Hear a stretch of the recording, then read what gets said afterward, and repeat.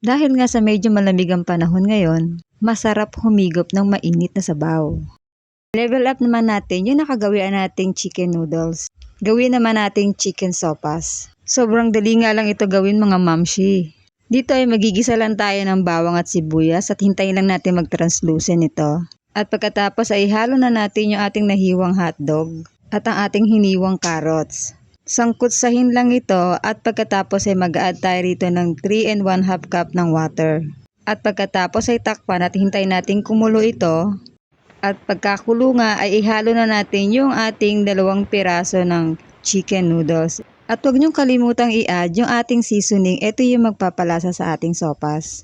At isabay na rin natin ihalo yung ating hiniwang repolyo. Para mas creamy yung ating sopas, ay magkakanaw tayo ng milk powder sa 1/2 cup ng water. Pwede kayong gumamit dito ng evaporated milk. At ibuhos to sa ating nilulutong sopas. Isimmer lang natin to ng mga ilang minuto.